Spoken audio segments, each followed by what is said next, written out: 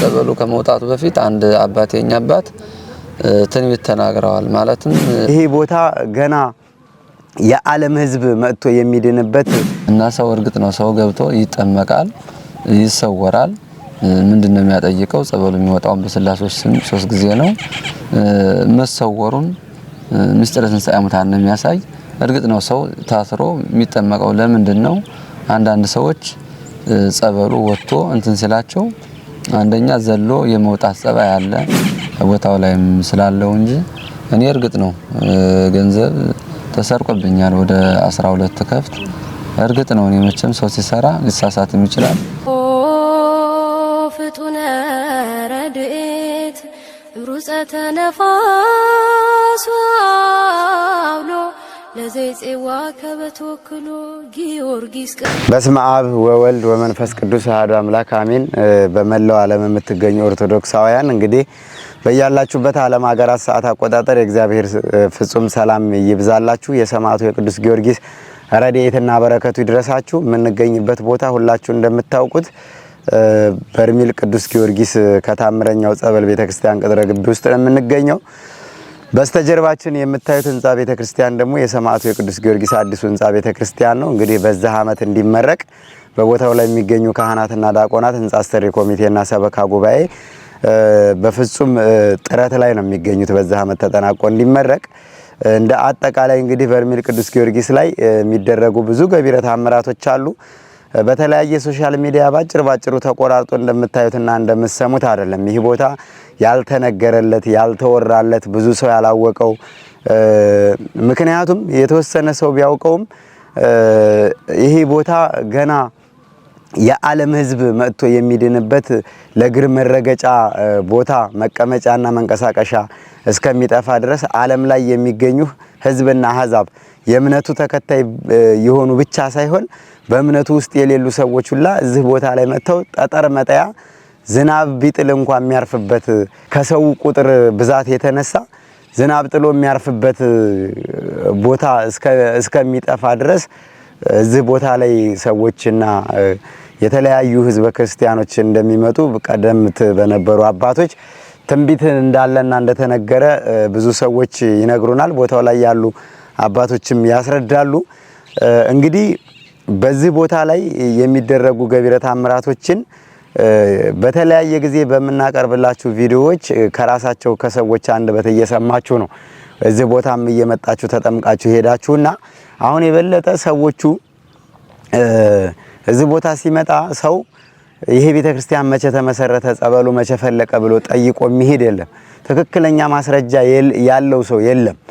አንዳንድ እንደኛ አይነት አስተባባሪዎች ደግሞ ዝም ብለው የቦታውን ታምረኛነት በማየት እና በመረዳት ታሪክ ሳይጠይቁ ጸበሉ ከፈለቀ 60 አመቱ ነው፣ 70 አመቱ ነው፣ 50 አመቱ ነው፣ ቤተክርስቲያኑ ከተመሰረተ 200 አመቱ ነው፣ 300 አመቱ ነው የሚሉ ሰዎች አሉና ይሄንንም እኛም እስካሁን ወጥ በሆነ ዶክመንተሪ ሰርተን ወደናንተ ስላላቀረብንላችሁ እንዳንደ ቤተክርስቲያን ልጅ የታሪክ ተጠያቂዎች ነን።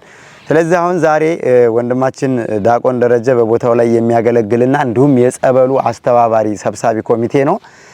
በቦታው ላይ ያለውን የቤተክርስቲያኑን አመሰራረትና የጸበሉን አፈላለቅ እሱ በራሱ አንደበት የሚያስረዳና የሚያስረዳችሁ ይሆናል። በመጀመሪያ ወንድማችን ዲያቆን ደረጀ ጊዜና ሰዓትህን ሰጥተህ ፕሮግራምህን አመቻችተህ ስላገኘሁ እንግዲህም ስላደረኩ ደስ ብሎኛል፣ አመሰግናለሁ።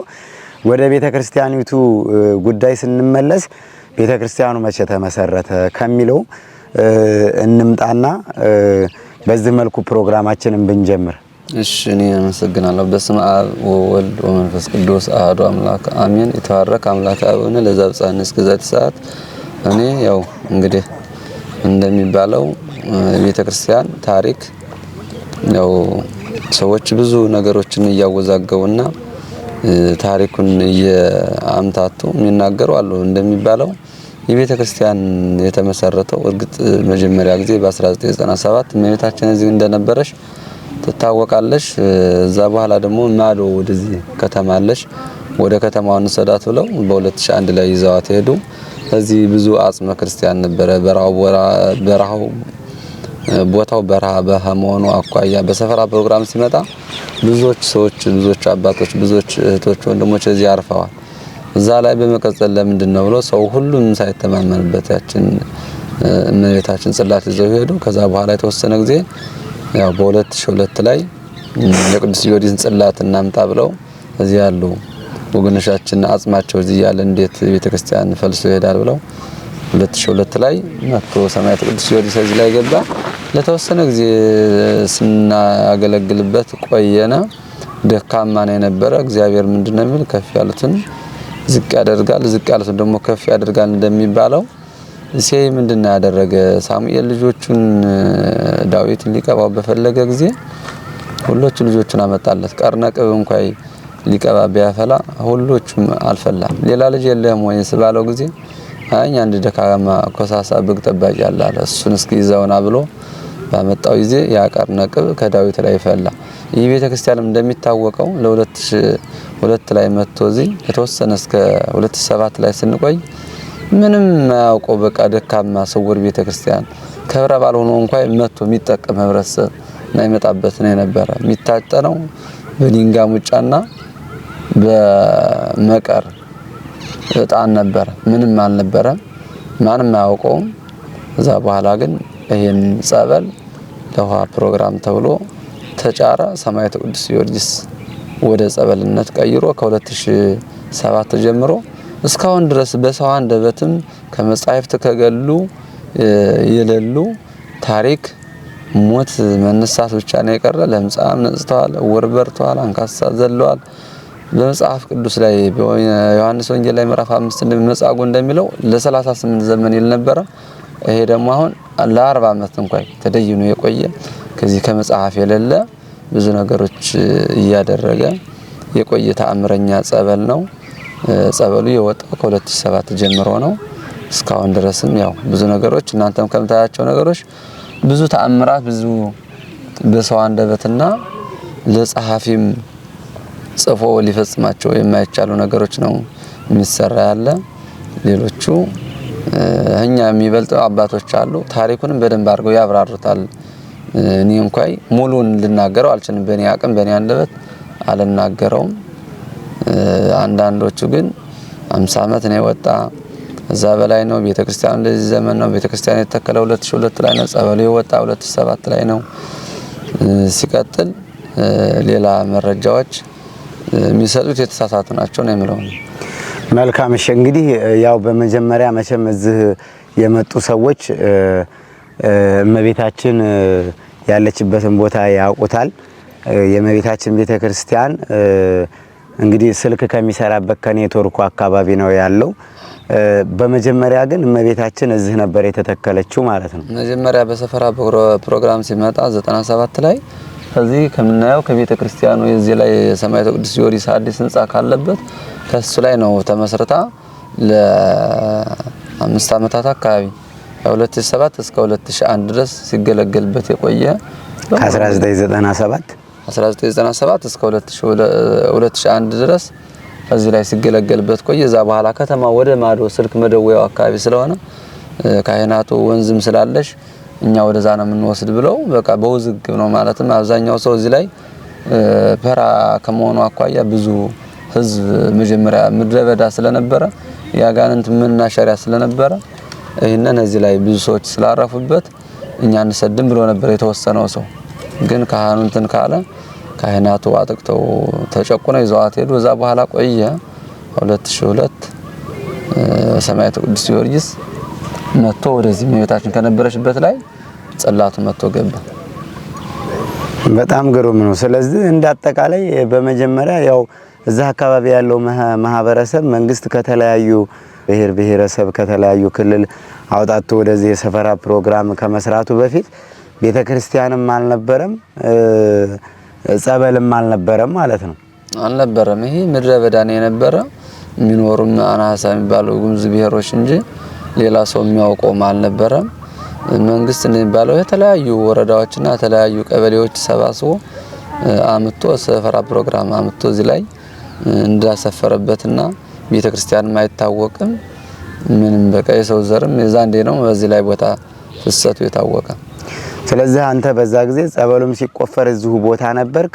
ቤተክርስቲያኑም ሲሰራ እዚሁ ነበርክ ታቅ ነበረ ማለት ነው? እኔ አውቃለሁ። እዛ እንደዚህ የነበሩ አባቶች ጸበሉ ከመውጣቱ በፊት አንድ አባት የኛ አባት ትንቢት ተናግረዋል። ማለትም አሟቸው አልጋ ላይ ሆነው ሆስፒታል ላይ ተኝተው ራእይ አይተዋል። ለምን ጸበል ይፈልቃል የሚል ንግግር አድርገው ነበር። እኛ ግን አላመናቸውም። ዝም ብሎ ይሄ ህልም ነው ብለን ብዙን አላስተባቀነው ነበር። ትንቢቱ ሲፈጸም ግን አሁን ያ ትንቢት ሲነገር ሲፈጸም እኛም አመና።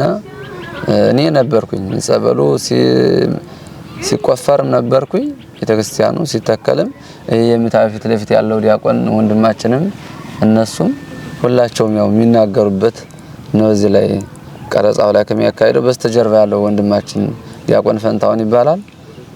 ሁላችንም ነበርንበት። ስለዚህ የቦታና የታሪክ ባለቤት ናችሁ። ምክንያቱም ሰው ከአባቶቻችን እንደነገሩን ብሎ ወይም መምህሮቻችን እና መጽሐፍ እንዳስተማረን ብሎ ይናገራል። እናንተ ግን ራሳችን አይተን ነበር ብላችሁ ነው መናገር የምትችሉት። ምክንያቱም ቤተክርስቲያኑ ሲመሰረት ታውቃላችሁ፣ ቤተክርስቲያኑ ሲሰራ ታውቃላችሁ፣ ጸበሉም ሲቆፈር ታውቃላችሁ። የመጀመሪያው ዓላማ እንግዲህ ጸበሉ የተቆፈረበት ትልቁ እና ዋነኛው ምክንያት ለከርሰ ምድር ውሃ እንደሆነ ይታወቃል። ወደ ጸበል የተቀየረበትስ ምክንያት እንዴት ነው? ወደ ጸበል የተቀየረበት ምክንያት እኛ ዙሮ የተጫረው ውሃ መጀመሪያ ለቀበሌ ለአራት ቀበሌዎች ለውሃ አገልግሎት ነበረ። እዛ በኋላ ግን ሲቀመስ እንደ ጨዋማ ነገር ሆነና እዛ በኋላ የተወሰነ ጊዜ አንድ አባት ናቸው ይሄን ለውሃ አገልግሎት አይሆንም ብሎ ይቀመጥ ብሎ አይሰጥም ተብሎ ሄዶ አዲስ አበባ ተመርምሮ በመጣ ጊዜ ለውሃ አገልግሎት አይሰጥም ተብሎ ዛሬ ነገ ይታሸግ እየተባለ ብዙ ንግግር መንግስትም ይሄ ካልታሸገ ቦታ አካባቢውን ወጥቶ ያጠፋል፣ ይሄ ብዙ ስጥመት ያመጣል እየተባለ ሲታሰብ ሳለ በቃ ሰማዕቱ ቅዱስ ጊዮርጊስ አንድ አባት ናቸው፣ እዚህ ጉምዙዋ ናቸው። አንድ ልጃቸውን ዝም ብሎ ይዘው መጥተው ዝም ብሎ መንፈስ ቅዱስ ነው ያነሳሳቸው። አመጣው እዛ ጸበል ላይ ባስገቡት ጊዜ ውይ አለ። ምንድነው ሲሉት አጋንንት ነኝ። ማን ያዘ? ጊዮርጊስ ነኝ። እዛ በኋላ መጥተው እኒህ አባት የካቲት 23 ቀን የተጀመረ የጉልበት መድኃኔዓለም ይሄ ጸበል ነው አስከብሩት፣ ይሄ አጋንንት ተገብቶ እየደነፋ እየጮህበት ነው ያለ ብለው መተውኛ ነገሩን። አጋጣሚ ቅዳሴ ነበረን። እዛ በኋላ በበነገታው ሄደን እንትን ስንል በበነገታውም ሰው ጨምረው መጡ። እዛ ላይ በቃ የአጋንንት ጮህቱ እየበረታ መጣ። እዛ በኋላኛ ጸበል ነው ብለን አጥረን ዙሪያው እንደተወሰነ ጊዜ ስንገለገልበት ቆየነ። መንግስትም ሊያሽገው ዛሬ ነገ ያለ ነበር። ታሪኩን ሰማዕቱ ቅዱስ ጊዮርጊስ ያው ደካማነቱን የዚህን ህዝቡም አልነበረውም፣ ብዛት ጢስም አልነበረውም። እኔ ባለቤቴ ላንሳው ብሎ እንግዲህ ጠፍ ነበረ። በራሱ ጊዜ ደግሞ አሳወቀ። በጣም የሚገርም ነው። እንደው ከዚህ ከበርሜል ቅዱስ ጊዮርጊስ ጸበል ጋር ተያይዞ ብዙ ሰዎች ስለ ጸበሉ አወጣጥ፣ ስለ ጸበሉ አፈላለቅ፣ ስለ ጸበሉ ገቢረ ተአምራት ብዙ የሚነሱ ጥያቄዎች አሉ። አንዳንዶች ያው ለቤተ ክርስቲያን ትናንት ቤተ ክርስቲያን ውስጥ የነበሩ ዛሬ ቤተ ክርስቲያን ውስጥ የሌሉ የደጀ ሰላማን ፍርፋሪ በልተው ያደጉ አሁን ላይ ደግሞ ታቦቱን ተሸክመን አይተነዋል፣ ጸበሉን ተጠምቀንበታል ብለው ሚስጥር አዋቂ አድርገው ራሳቸውን ለቤተ ክርስቲያን ፈተናና መከራዋን ያስረዘሙ መስሏቸው ያላግባብ ብዙ ተናጋሪዎች አሉና እንደው ጸበሉ ላይ ይሄ በርሜል አለ ከጸበሉ አፍ ላይና ይሄ እንደ አጠቃላይ አካባቢው የሚጠራበት ስሙ ነው ወይስ በርሜሉ ላይ ጸበሉ ላይ ባለው በበርሜሉ አፍ ምክንያት ነው አካባቢው የተሰየመው? የበርሜል የሚለው ስምስ ከመቼ ጀምሮ መጠራት የጀመረ ነው? ምናልባት ብዙ ሰው በርሜል ሲባል ጸበሉ ላይ ያለውን የበርሜሉን አፍ ታሳቢ አድርጎ ነው የሚናገረው ብዙ ሰው የሚያውቀው ማለት ነው። በርሜል ማለት የተባለ ጸበሉ በኋላ ድጋሚ ስም ሆኖ በርሜል ማለት መጀመሪያ በሰፈራ ፕሮግራም ሲመጣ እቺ የምትታየው በስልክ መደወያ ያለሽው ተራራ በርሜል ተራራ ተብላ መጀመሪያ አቀደሙት የተሰየመች ናት። እዛ በኋላ ደግሞ እቺ ተራራ ቆየሽው በሰፈራ ፕሮግራም በፊት ሲመጣ ነው ስያሜ ስም የተሰጠ። እዛ በኋላ ከመጣነ በኋላ ደግሞ እኛ ተወሰነ ከቆየነ በኋላ የጸበል ከወጣ በኋላ ደግሞ ይሄ ጸበል ተቆፍሮ ያ 16 ሜትር የሚሆን በርሚሉ እዛ ካፉ ላይ ከመውጫው ላይ ተቀመጠ። እዛ በኋላ በርሚል ጊዮርጊስ ተባለ። ሁለተኛ ስያሜ ስም ነው የተሰጠው። ጸበሉ አፍ ላይ ካለው በርሜል ጋር በመያያዙ ቀበሌውም ከፍ ብሎ እንዲታወቅ አድርጎታል። እንደው አሁን አንተ እዚህ በነበርክበት አገልግሎቶች እንግዲህ ያው በበርሚል ቅዱስ ጊዮርጊስ ጸበል አማካኝነት በርሚል የሚለው የከተማው ስምም በጣም እንዲታወቅ አድርጎታል። እንደው ከዛ ውጪ በርሚል ቅዱስ ጊዮርጊስ ላይ እንግዲህ ጸበሉ ከፈለቀበት ለተከታታይ 8 አመታት እንግዲህ 2008 ጀምሮ እስከ 2016 8 አመቱን አስቆጥሯል ማለት ነው። እንደው በጸበሉ ምን አይነት ገቢረ ተአምራቶች በዚህ ቦታ ላይ ተፈጽመዋል? ከዚህ ላይ ብዙ ህሙማን ተፈውሰውበታል። የውጭና የውስጥ ደዌ ከማውቃቸው ካንሰር፣ ቫይረስ፣ ኩላሊት እኔ በቃ ወዘተ ብዙ ናቸው። ማለትም እንግዲህ እዚህ ላይ እንደ የሚታወቀው ሙት መነሳት ብቻ ነው የቀረው። ትላንት እንኳን እናንተ ኤልሻዳይ በጎ አድራጎት ማህበር ከመጣችሁ ከአዲስ አበባ ነው የመጣው። ለአንዱ ለ12 አመታት በኤችአይቪ ኤድስ ተይዤ ነበረ እና እዚህ ላይ ሄጄ ተመርምሬ 3 ቦታ ላይ ሸካ አድርጌ ማንነቴን አውቄ መጥቼ ብሎ ምንም ገንዘብ የለኝም ሰጠው፣ ግን እሱ ሰማዕቱ ቅዱስ ጊዮርጊስ ምስክሩን እንድናገር ምንም የለኝም ነገ ወዲያ ግን ማደርገው ያውቃለሁ ብሎ ትላንት ለ3 ቀን እናንተ ከገባችሁ ዛሬ ዓርብ ነው ማክሰኞ ዕለት መስክሯል። ሌሎቹ አንድኒ የማውቀው እዚህ ገለጉ ቋራ ከወረዳው እዛ 30 እና 40 ኪሎ ሜትር የሚሆን ዱባባ የሚባል አንድ ማየት የተሳነው ወንድማችን ባለቤቱ ይዛው መታት እየመራሽ እዚህ ላይ መጥቶ ድኖ መስክሮ ብርሃኑን አግኝቶ ተነስቶ የሄደበት ሰዓት አለ። አምና በታይሳስ አካባቢ እና ሌላ ደግሞ ጭልጋ ይባል ጎንደር 37 እና 38 ኪሎ ሜትር የሚሆን አንድ አባት ትልቅ አባት ናቸው። ባለጸጋ ናቸው። እሳቸው መጥተው እዚህ ላይ የሚሄዱት በሰው ነው። ወደ ጉባኤ የሚመጡት ማታም ለጸሎት በሰው ነው እና እሳቸው መጥተው እዚህ ላይ ተፈውሰው ምስክር ቃል ሰጥተው ሄደዋል። እዚህ ላይ ያልተደረጉ ነገሮች የሉም። እኔ ካየሁትና ከመጻሕፍትም እኔ ካየኋቸው እኔ አቅም ያው ሙት መነሳት ብቻ እንጂ ምንም ተብሎ የበሽታ አይነት እዚህ ላይ ያልተፈወሰና ያልተነገረ የለም። እኔ ካየኋቸው እንግዲህ በጣም አስከፊ በሽታ የሚባሉት እነ ካንሰር፣ እነ ቫይረስ እነዚህ አጥቂና ሰው ልጅ ላደጋ በቃ ወደ ህይወት መሻማት የሚቀድሙ እነዚህ በሽታዎች ናቸው። እንግዲህ ከነዚህ የተለየ ሌላ በሽታ አለ እንኳን ቢኖርም በሽታቸው ደረጃቸው ይታወቃል። ከባድና ቀላል እንደሚባለው እነዚህ በሽታዎች ድነው ብዙዎች ሰዎች ምስክር እየሰጡበት ነው ያለው። መልካም እንግዲህ ይሄን ያደረገ አምላከ ቅዱስ ጊዮርጊስ የተመሰገነ ይሁን። በጣም ብዙ ሰው ለምስክርነት ያው የማታው መርሃ ግብር ታየዋለህ። የትምህርት አገልግሎት አለ፣ የዝማሬ አገልግሎት፣ የምህላ የጸሎት አገልግሎት አለ።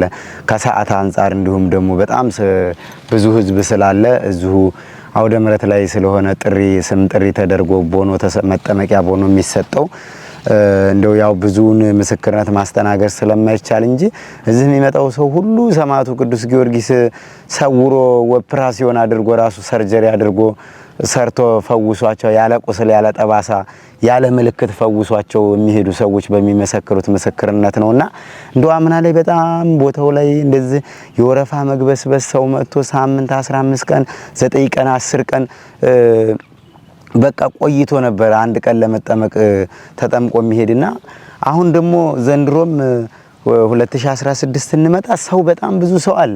እንግዲህ እኛ እንኳን በአንድ ጉዞ በአሁኑ ጉዟችን 13 መኪና ነው ይዘን የመጣ ነው። የማታ ጉባኤ ላይ እንደው ሰውን ሳይው ደግሞ ካምናው ያልተናነሰ ህዝብ ነው ያለው።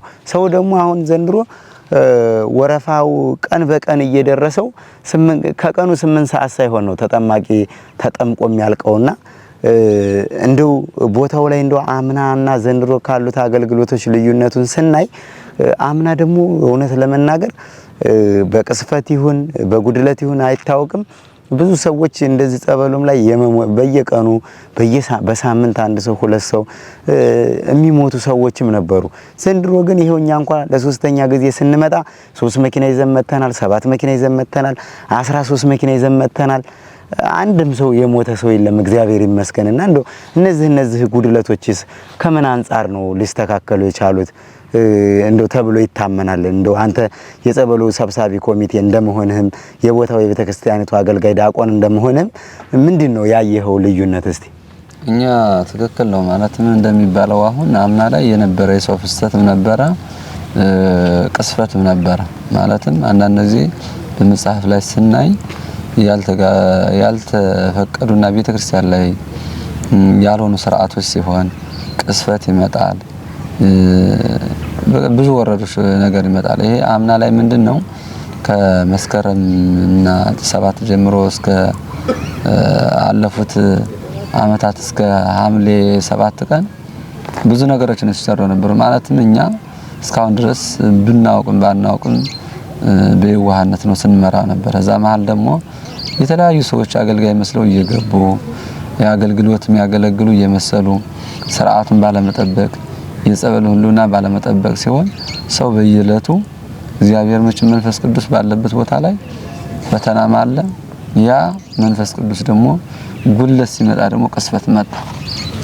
ይሄንን ሊለዩ የፈለገ እግዚአብሔር አምላክ ሰማያዊ ቅዱስ ኢየሱስ በራሱ ጊዜ ነው ስለሆነ በሐተት የሚባል በሽታ በሐምሌ 7 ቀን ተነስቶ ነገሮች ሁሉ የኛን የዋህነት የኛን አለመጠንቀቅ አይቶ ይህን በሽታ መፈጠር አድርጎ ብዙ መቅሰፍቶችን ብዙ ተወሰኑ አጥተን እዛ በኋላ ነገሮች ሁሉ እንዲስተካከሉ የኛ ጉልበት እንደሆነ የሥርዓት መጉደል እንደሆነ እኛም ተረዳነና አሁን እዛ በኋላ ግን ያለውን ነገርኛ አሁን እስካሁን ሌላ ሰው ነው ሲመራው ነበርኛ አገልጋይ ነው ብለን አግብተን እዛ በኋላ ደግሞ አውደል ላይ ሆኖ በቃ ቤተክርስቲያን ስርዓቷን ዶግማዋን የሚያጠፋ በቃ ያልተፈቀደ ነገር የሚሰራ ቤተክርስቲያን ላይ ነገሮች ሲሰሩ ብዙ መቅሰፍቶች መጡ። ያበሽታም ተልኮ ሰዎችን ሁሉ እናንተም መጣችሁ ከመድኃኒት እስከ ምግብ ድረስ አድርሳችሁልን ህይወታችሁን እነሱ ከሚጠፉ እኛ ቀድመን እንጥፋ ብላችሁ ከዚህ ቦታ በሐምሌ 7 የተከሰተው በሽታ ሁላችንም አተዛዝወን አሁንም እንነጋገርበታለን።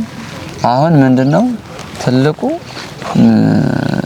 ስርዓት አለመጉደል እኛ ምኑም ባይሟላ አሁን እግዚአብሔር ይመስገን እናንተ ለሶስት ጊዜ መጣችሁ። አሁን ያመጣችሁ ሰው ለየት ያለ ነው። እንግዲህ ወደ 780 ሰው መምጣት ይሄ በሁለት ቀን ያልቃል ብዬ አልገምተው ነበር። ግን ስርዓት ስላለ መደማመጥ ስላለ የመጣው ህብረተሰብ በደንብ ተጸብሎ ተፈውሶ ምስክር ቃል ለመስጠት እንደሚባለው ጊዜ አጥሮ በስም ጥሪ መሐመኑ አቋያ መምራን ስላሉ ከትምህርቱ አቋያ ትንሽ የሰዓት እጥረት ካልሆነ ሁሉ ምስክር ቃል ሰጥቶበት የሚሄድ ነው። እናንተ እንደምታዩት ራሳችሁን የምትመሰክሩበት ነው እኛ ሳንናገር።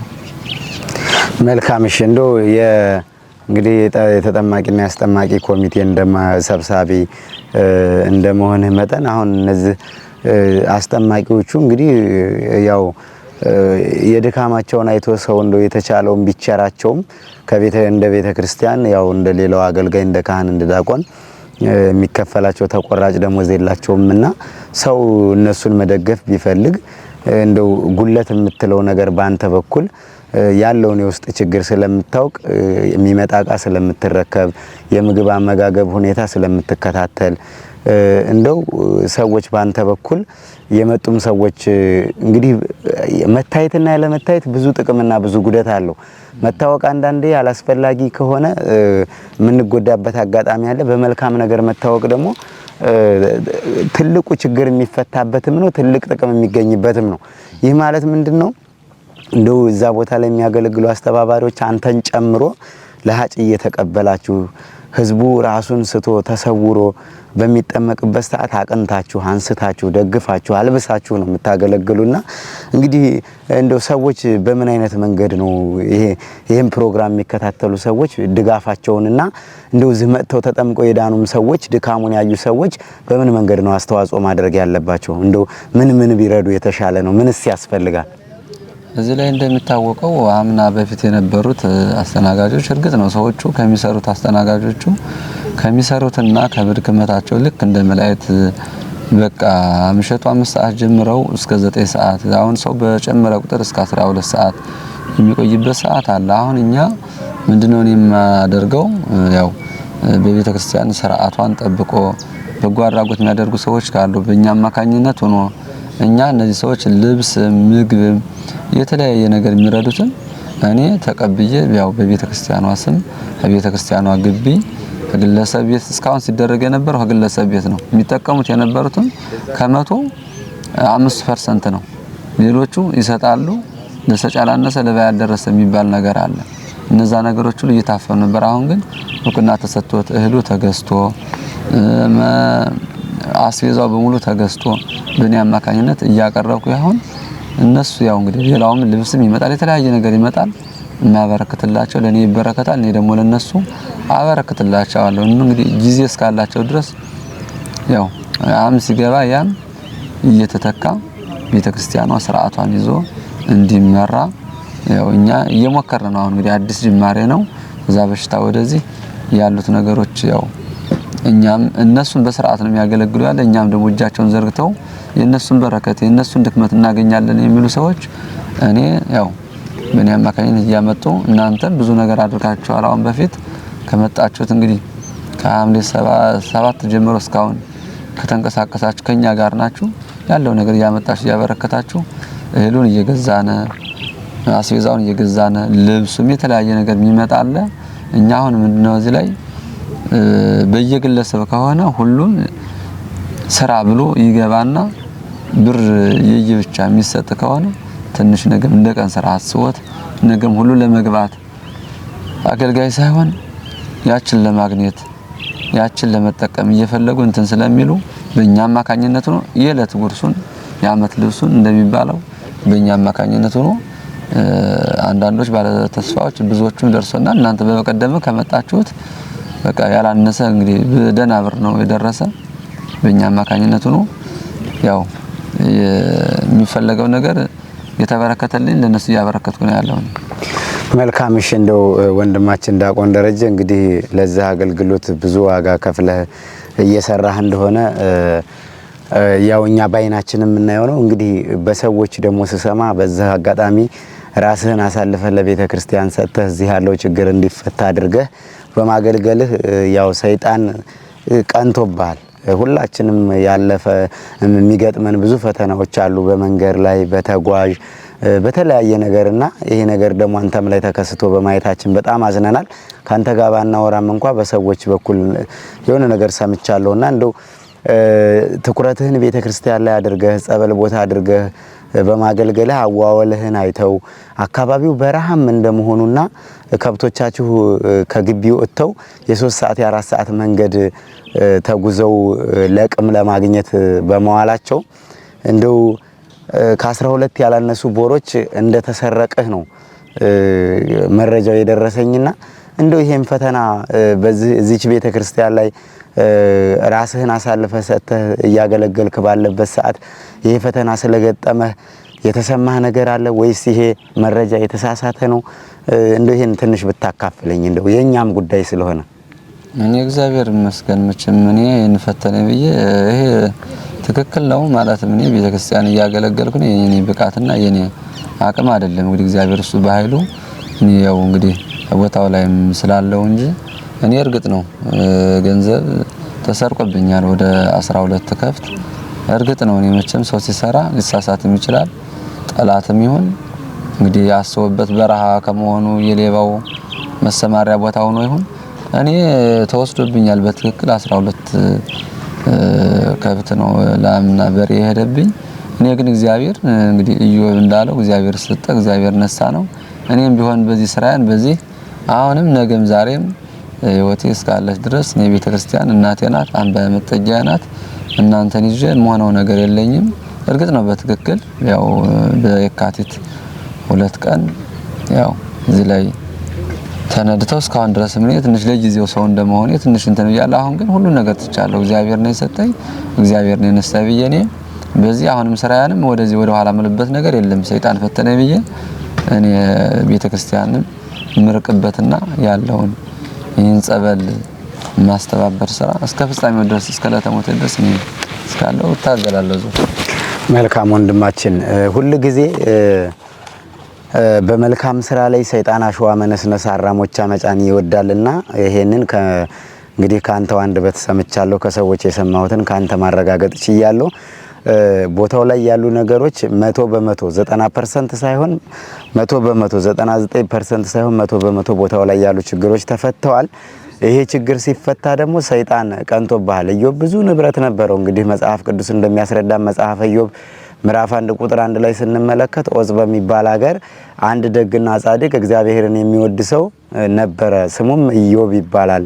እና ኢዮብ እንግዲህ በመጽሐፍ ቅዱስ ላይ 7000 በጎች፣ 3000 የግመሎች፣ 500 ጥማድ በሬዎች፣ 500 የጭነት አህዮች፣ ብዙ ባሮች እንደነበሩት ከ10 ልጆች ጋር ብዙ ቤተሰብ እንደነበረው መጽሐፍ ቅዱስ ያስረዳናል። ኢዮብ ግን ሰይጣን ቀናበትና ወደ እግዚአብሔር ክስ አቀረበ።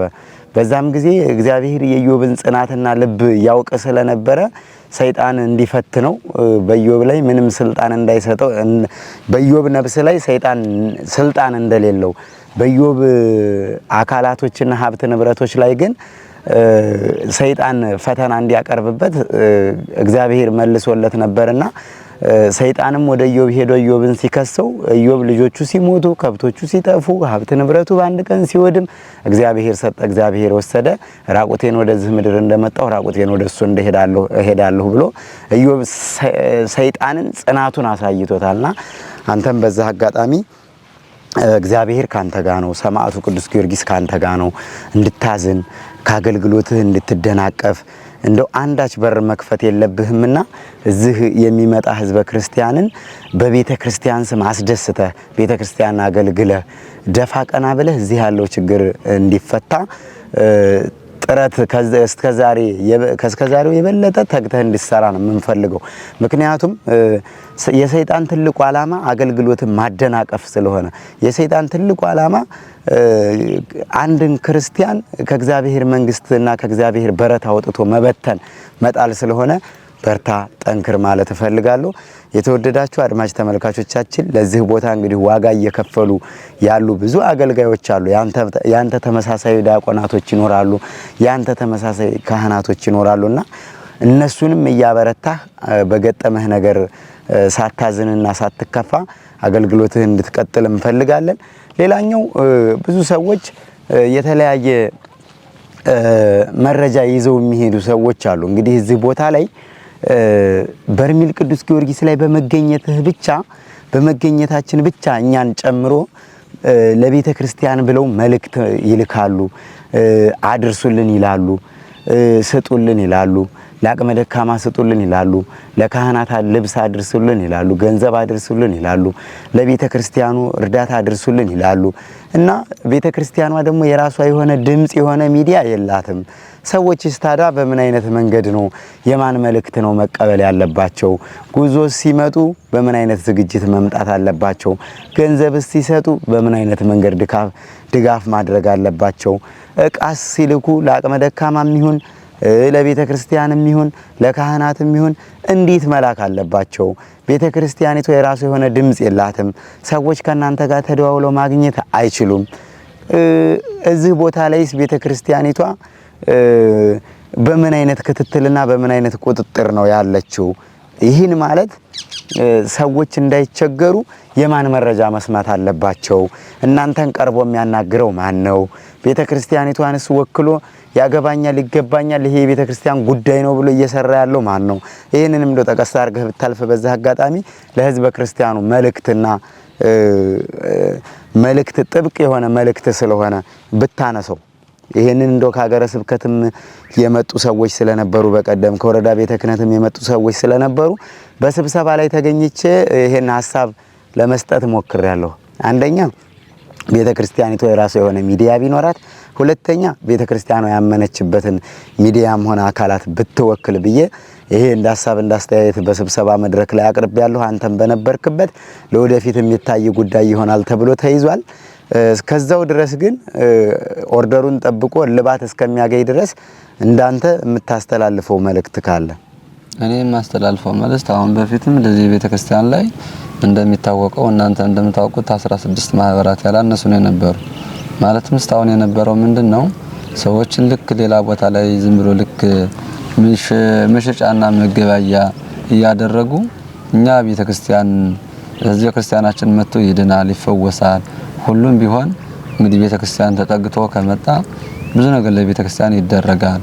የታመመ ሰው ወገናችን ዓለም በሙሉ መጥቶ ይፈወሳል በማለት ብዙዎችን አድርገናል። አሁን ግን እኛ እንደምንላቸው ከስንዴው ላይ እንክርዳድ እንዳለ ሁሉንም ለይተናል። እኛ አሁን ኤልሻዳይ በጎ አድራጎት መንፈሳዊ ጉዞ ማህበር እንዳው እንደሚታወቀው እዚህ በፊትም እኛ ማለትም እስካሁን ድረስ መጀመሪያ ላይ መግቢያው ጀምሮ ሲመጡ እንኳን ምንድነው መጀመሪያ ተባለ ተወደኝናል ሲላው እንዴት አድርገህ ራስህን ይዤ እናንተ ራሳችሁን የራሳችሁን ጥቅም ሳታስከብሩ ለመጀመሪያ ጊዜ እንኳን እንደመጣው ጆት ይሄንን ቤተክርስቲያን ጅምር ነበርና ጠቅላላኛ እናሰራው ብለን በጠየቃችሁ ሰዓት እኛ ምንድነው ተባለ አይ ተሰጥቷል ወል እንግዲህ ስለማይፈርስ እኛ በዚህ በውላችን መሰረት በዚህ ነው የምንጨርስ ብላችሁ ነው እንትን ያላችሁ። አሁንም እንደሚታወቀው ቤተክርስቲያኗ የራሷ ሚዲያ ድረገጽ እስከሚከፈትላት ድረስ አሁንም እንደሚታወቀው ኤልሻዳይ በጎ አድራጎት ማህበር መልእክቶችም የሆኑ ትክክለኛ የሆነውን እኛ እስካሁን ድረስ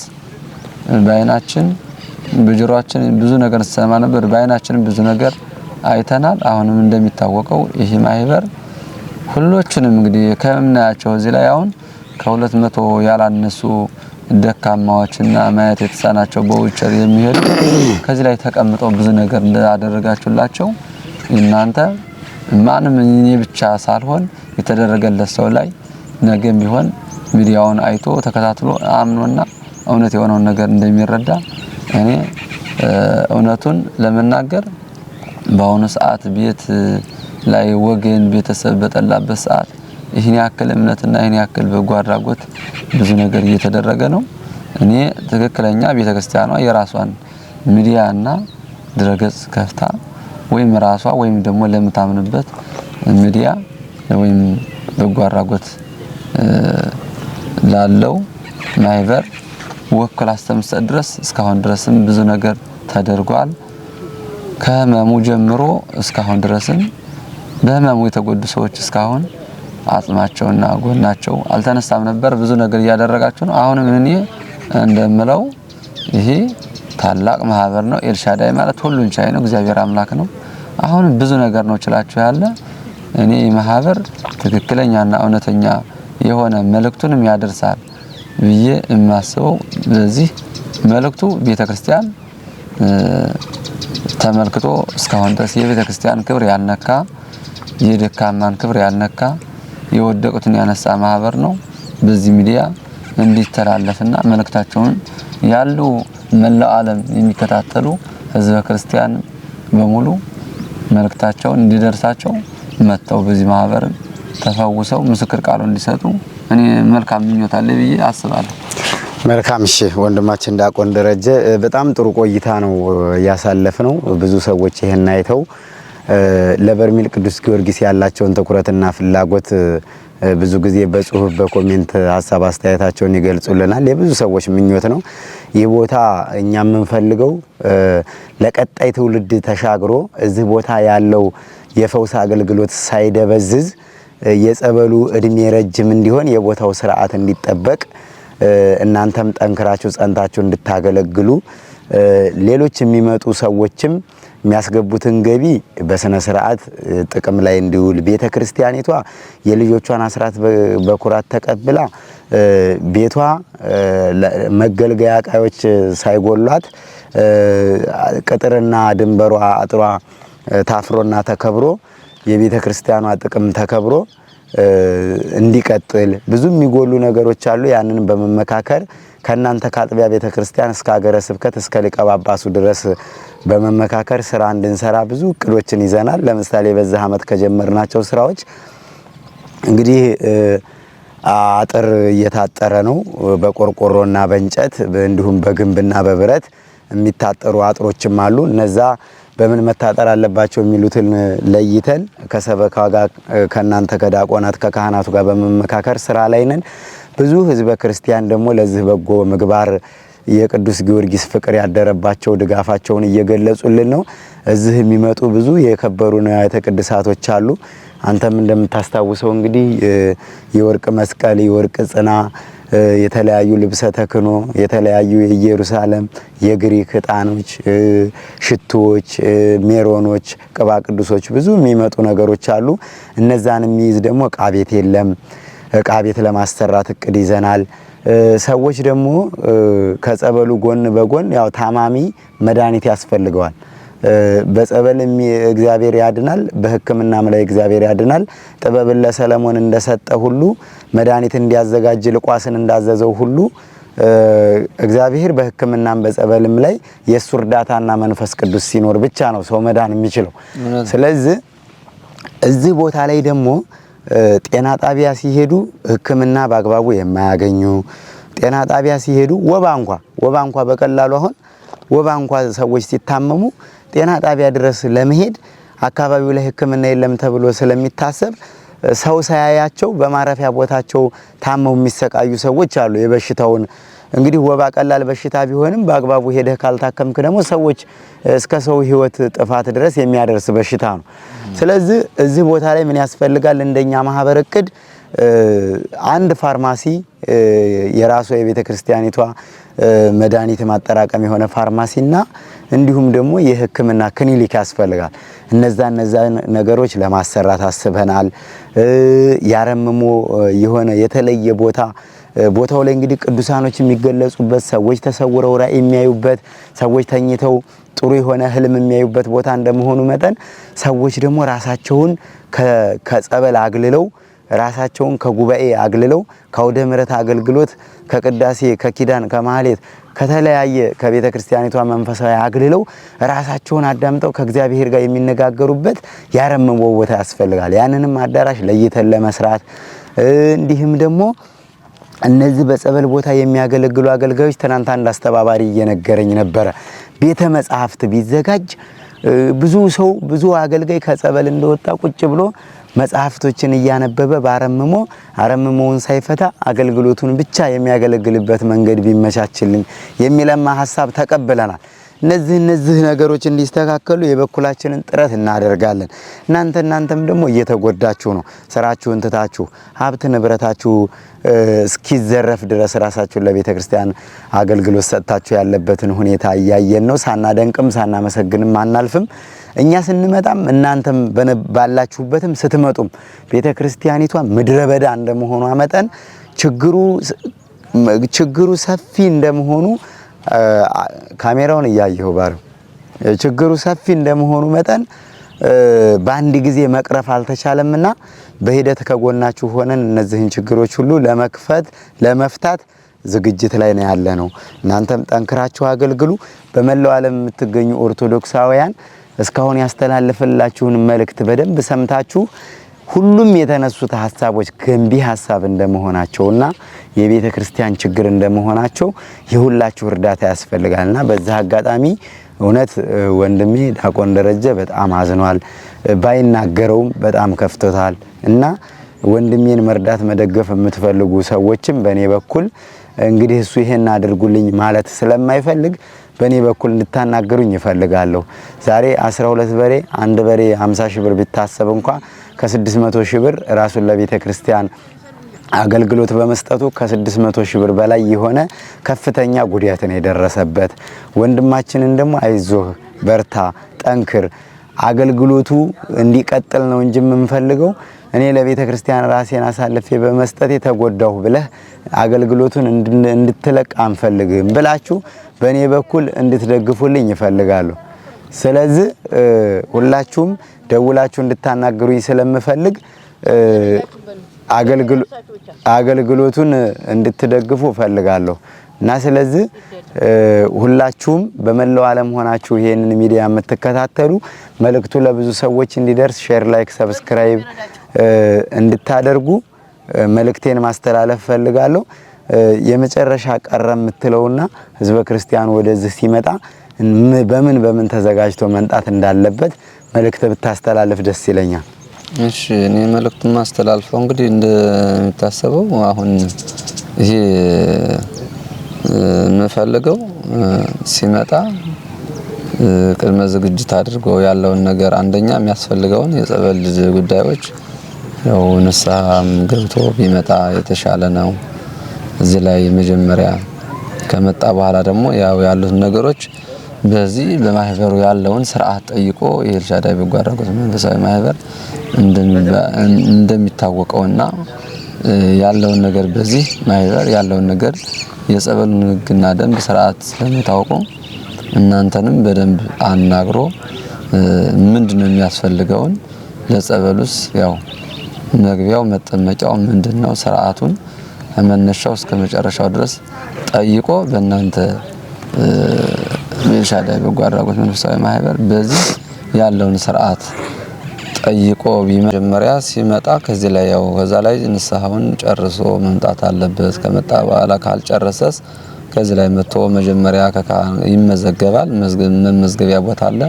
ከዛ በኋላ በማግስቱ ከካህን ጋር ይነጋገራል። ንስሐ የሚያስፈልገው ከሆነ ንስሐ፣ ቄደር የሚያስፈልገው ከሆነ ቄደር።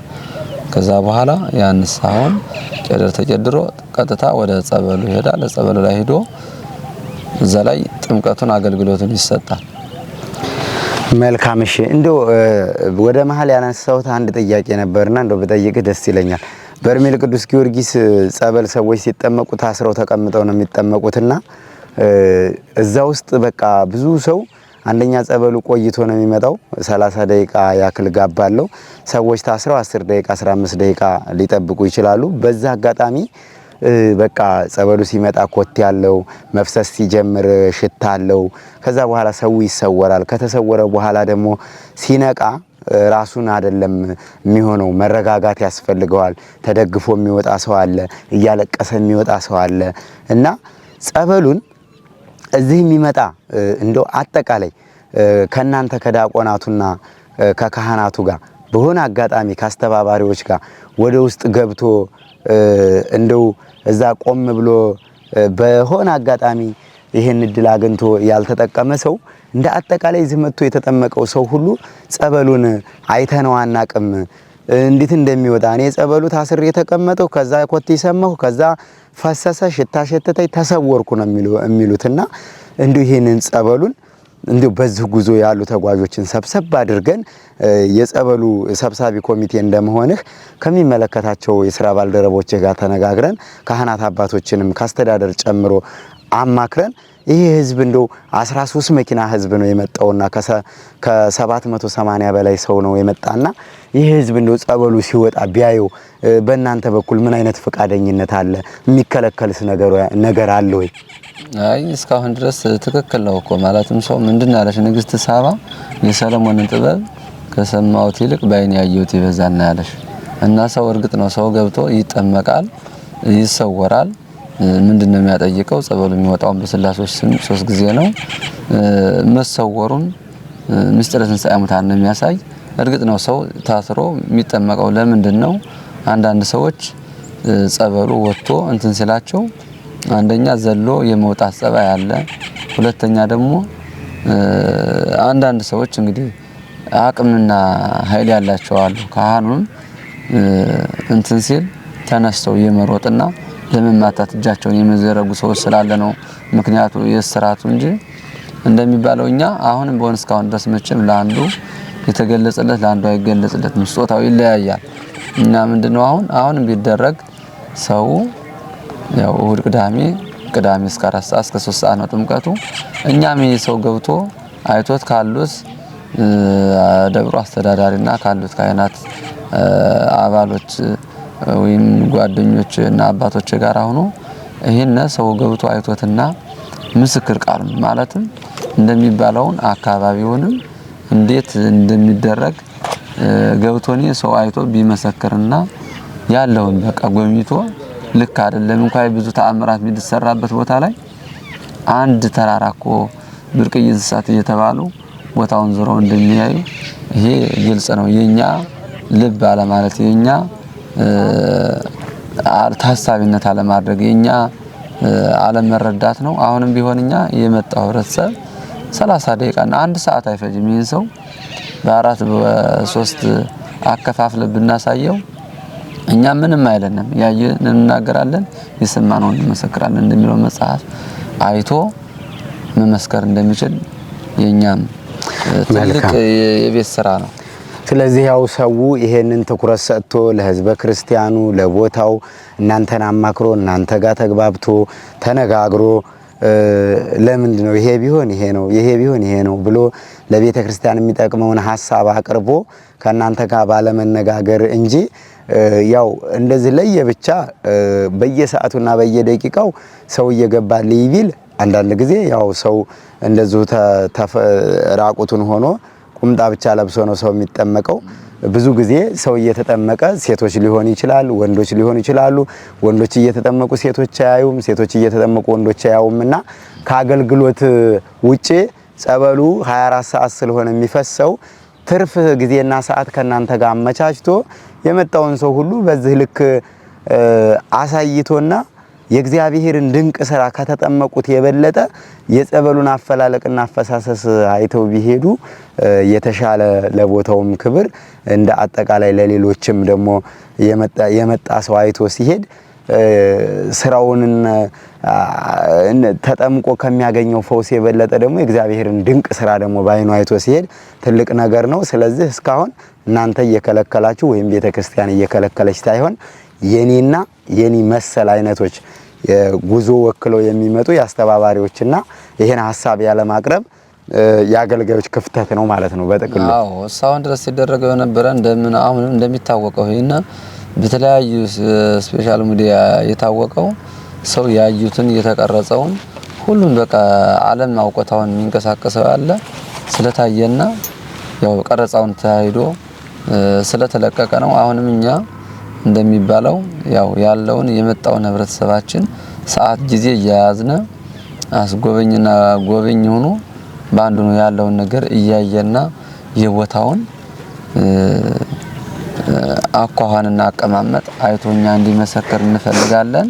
አሁንም እንደሚባለው በዚህ በኤልሻዳይ በጎ አድራጎት ማህበር አሁን እንደሚታወቀው ቤተክርስቲያኖቹ ብዙ ነገሮች እያደረጋችሁ ቆይታችኋል። አሁንም አጥሩ እየታጠነ እንደሚታይ ዙሪያውን ያው ግማሽ እየሆነ ነው ያለውን ነገር። ከዚህ በኋላም ደግሞ ነው እንደተባለው የሱባኤ ቤት ያስፈልጋል፣ የዕቃ ቤት ያስፈልጋል። አዳራሽ እንደሚታዩትም ብዙዎች አዳራሾች የሉም ማለት በረሃማ ቦታ ከመሆኑ አኳያ ምድሩ ይተኩሳል። ዝናብ ክረምትም ላይም ደግሞ ዝናብ ስላለ አሁን እነዚህ ብዙዎች አሉ። ዞሮኛ እንግዲህ ያለውን ነገር እናንተም እያያችሁት ነው፣ የምትችሉት ነገርም እያደረጋችሁ ነው። ይሄን እንደሚታወቀው ይህ ማህበር እግዚአብሔር አምላክ ሰፋ አድርጎና ማህበሩን አጽንቶ ትልቅ ማህበር ነው። ስሙን ሲወጣ መጀመሪያ አባት እናት በስም አይጎዳም እንደሚባለው አሁን በዚህ ማህበርን ብዙ ነገሮች እየተደረገ ነው። ነገም ብዙ ለውጥ ብዙ ነገር ይደረጋል ብለን ተስፋ አለን። ማህበሩን እኛ እንደሚታወቀው ነገ ሰዓት እንወስንና ያለው ነገር እንነጋገርበታለን። ሰውን ጎብኝቶ እንዲሄድ እኛ ፈቃዳችን ነው። መልካም እሺ ወንድሜ ዲያቆን ደረጀ እውነት ከልብ ነው የማመሰግነው። እዚህ ቦታ ላይ ያለ ችግር እንደ አጠቃላይ ዘላቂ መፍትሄ እስከሚያገኝ ድረስ ቤተክርስቲያን መሪ ሲኖራት፣ ቤተክርስቲያን አስተዳደር ሲኖራት፣ ቤተክርስቲያን እንደዚህ መደማመጥ ሲኖርባት አገልግሎቱ ሁሉ ይሰምራል፣ አገልግሎቱ ሁሉ ይቃናል። በጣም አሁን ያለው መደማመጥ አሁን ያለው መከባበር ለቤተክርስቲያናችን አገልግሎት ያስፈልጋልና እዚህ ላሉ መሰረተ ልማቶችም ያስፈልጋል። በቅርብ እንግዲህ ማሽኑ እስካባተሩ መጥቶ ስራ ይጀምራል። አሁንም እኛ እስከምንመጣ እናገኘዋለን ብለን ነበር። ፈተና ስለማይጠፋ በአንዳንድ መሰናክሎች ማሽኑ እዚሁ ቅርብ ከደረሰ በኋላ ቆሟል። ስለዚህ የሚቀጥለው አገልግሎት ሽንት ቤቱ ይጫራል። ከናንተ ጋር መናበብ፣ ከናንተ ጋር መደማመጥ፣ የናንተን ትእዛዝ መቀበል፣ የኛን ሐሳብ መቀበል በእኛና በእናንተ መካከል እንደ አጠቃላይ ካለው ሰበካ የቤተክርስቲያኗ ጽሕፈት ቤት ጋር በመነጋገር መመሪያ በመስጠት መመሪያ በመቀበል በጣም ተደማምጠን የምንሰራ ይሆናል። የቤተክርስቲያኗም ችግር እንደምታየው ነው። አሁን ይሄንን አጥር ባለመኖሩን በቂ የሆነ አዳራሽ ባለመኖሩን እያዩ ሌቦች ከኛ ጋርም ተከትለው እየመጡ እዚህም ተደራጅተው እየጠበቁ ብዙ ተጓዦች ጸበል ሊጠመቁ ሲሄዱ፣ ሽንት ቤት ሲሄዱ፣ መመገቢያ ቦታ ሲሄዱ እቃቸውን እየተዘረፉ ያለበት አጋጣሚ አለና ሰው ለበረከት ለማግኘት ይመጣል፣ ሌላው ሰው ደግሞ ገንዘብ ለማግኘት ይሰራል። ይሄ ሁሉ በጣም ለቤተ ክርስቲያኒቷ እንዳጠቃላይ ፈተና ነው። እነዚህ ሌቦች ቤተ ክርስቲያን መጥቼ ተዘረፍኩ ብሎ ሰው ሲያለቅስ በመዳን ፋንታ ደግሞ እቃ ጠፍቶበት፣ ፓስፖርት ጠፍቶበት፣ ፋይል ጠፍቶበት፣ ዶክመንት ጠፍቶበት ሲያለቅስ በጣም አሳፋሪ ነውና እንግዲህ እነዚህን ችግሮች ሁሉ ለመፍታት የኛ ጥንካሬና የኛ ስራ ያስፈልጋል። እናንተኛ የምንሰጣችሁን ሐሳብ ወደ መሬት አወርዳችሁ በማጽደቅ እናንተ ደግሞ የምትሰጡንን ስራ ትእዛዝ በአስቸኳይ ያንን ስራ ተፈጻሚነት እንዲያገኝ በማድረግ በገንዘብም በምንም እኛ አቅሙ ስላለን ይሄንን ቶሎ ልባት እንዲያገኝ አብረን ልንሰራ ያስፈልጋል። ሌላው ብዙ የተስተካከሉ ነገሮች አሉ፣ ብዙ የተፈቱ ችግሮች አሉ። ይሄንን ደግሞ እስከ መጨረሻው የዚህን ቦታ ህልውና ሳናስጠብቅ እኛም ወደ ኋላ አንልም። ህዝበ ክርስቲያኑ እንደምታየው ነው እንግዲህ በአንድ ጉባኤ እንኳን ሰው በሞዴል 30 ደረሰ ካስገባው ውጪ በሙዳይ መጽዋት ከሚከተው ውጪ ለበጎ አድራጎት ዝም ብሎ ለአቅመ ደካማ ከሚረዳው ውጪ በካሽ እንኳን እንዳየው ከ1 ሚሊዮን 68780 ብር በላይ ነው በአንድ ጉባኤ በዚህ ጉባኤ ያሰባሰብ ነው። ይሄ ገንዘብ ደግሞ ብዙ ወደ ልማት ሲቀየር ብዙ ስራ ይሰራልና በዛ አጋጣሚ በመላው ዓለም ሆነው ይሄን ሚዲያ የሚከታተሉ እህት ወንድሞቻችንን ለዚህ ቦታ ያላቸው ናፍቆትና ያላቸው ጉጉት በቃል አይገለጽም። ሰዎች ሳይመጡ ገንዘባቸውን እየላኩ ብዙ መልእክቶች በተጓዦች ደርሰዋል። እንዳየው ንዋያተ ቅድሳቶች ደርሰዋል፣ በጥሬ ብር ገንዘብ ደርሷል፣ ዶላር ደርሷል እና እነዚህ የሚያደርጉት ሰዎች በጸሎት እንታሰባለን በማለት ነውና እናንተም እዚህ ያለውን አገልግሎት በማቀላጠፍ የሚሰጣችሁ ስመ ክርስትና ከሰማዕቱ ከቅዱስ ጊዮርጊስ ምልጃ እንዲደርስ ወደሱ ማቅረብ እሱ ደግሞ ፍጡነ ረድኤት ለብሩክታይት ፈጥኖ የደረሰ ወጣቱ ሰማዕት የህዝበ ክርስቲያኑን ጥያቄ እንደሚመልስ ምንም ጥርጥር የለንም። ሰዎችም ይደርስልናል፣ ይሆንልናል፣ ይደረግልናል በማለት ነው የሚልኩትና አገልግሎቱን አቀላጥፈን ለችግሩ ፈጣሪዎች ሳንሆን ለችግሩ ፈቺዎች እንድንሆን አምላከ ቅዱስ ጊዮርጊስ ይርዳን። እንግዲህ የተወደዳችሁ አድማጭ ተመልካቾቻችን ከወንድማችን ከዲያቆን ደረጀ ጋር የነበረን ቆይታ ይሄን ይመስል ነበረ። ጸበሉንም በደንብ አድርገን እናስቃኛችኋለን። አባቶቻችንን፣ ወንድሞቻችንን፣ ዲያቆናቱን፣ ካህናቱን በማስፈቀድ መመሪያ በመቀበል ትእዛዝ በመቀበል ለናንተ የሚጠቅመውን ነገር ሁሉ ከቦታው መረጃ እናደርሳችኋለን። እነሱም የሚጠይቃቸው ስለሌለ አክብሮ ዲያቆኑን እንደ ዲያቆን ካህኑን እንደ ካህን አማክሮ ከነሱ መመሪያ መቀበል የማይፈልግ ብዙ ሰው ስላለ እንጂ እነሱ እውነት እዚህ ለአገልግሎት የሚመጣውን ሰው ሁሉ በአገልግሎት ተቀብለው መድረካቸውን ለቀው ዘማሪ እንዲዘምርበት ሰባኪ እንዲሰብክበት እውነት እኛ እናገልግልበት እኛ የቦታ ባለቤት ነን ብለው ሳይሻሙ መድረካቸውን አሳልፈው እየሰጡ ነው የሚያስተናግዱንና ህዝበ ክርስቲያኑም ደግሞ በጸበሉ እንዲድን የጸበሉ አገልግሎት መጉላላት እንዳይኖር ቀን በቀን ጥምቀት እንዲኖር 24 ሰዓት ማታ ከምሽት ከ11 ሰዓት ከቀን 11 ሰዓት ጀምሮ እስከ ምሽት 5 ሰዓት ድረስ ስም በመጥራት ከ5 ሰዓት እስከ 8 ሰዓት ድረስ ጀሪካ ጸበል ሲቀዱ በማደር ከ8 ሰዓት ደግሞ እስከ ቀን 11 ሰዓትና 10 ሰዓት ድረስ ተጓዡን ጥምቀት ሳይጠመቅ እንዳያድር ቀን በቀን እንዲደርሰው በማድረግ ተክተው እየሰሩ ያሉ አገልጋዮች ናቸው። ከልብ ነው የማመሰግነው ከፍ ብዬ እግዚአብሔርን እውነትን እምላችሁ ስለማይነገር ስጦታው ሁሉ ከልባችን እያመሰገንን ከወንድማችን ከዲያቆን ደረጀ ጋር የነበረን ቆይታ ይሄንን ይመስል ነበረ። እንደ አጠቃላይ ዛሬ ቀሩ የምንላቸውን ሐሳቦች ደግሞ በሚቀጥለው ጉዞ በጥያቄ መልክ አውጥተን አዘጋጅተን ይዘን እንመጣለን። በቦታው ላይ የሚኖሩ መሰረተ ልማቶችንም እግር በእግር እየተከታተልን ለእናንተ የምናደርሳችሁ ይሆናል። አነሳስቶ ያስጀመረን አስጀምሮ የሚያስፈጸመን እግዚአብሔር አምላካችን ስሙ የተመሰገነ ይሁን። ወስብሐት ለእግዚአብሔር ወለወላዲቱ ድንግል ወለመስቀሉ ክቡር። ይቆየን። ሰላም ሁኑ።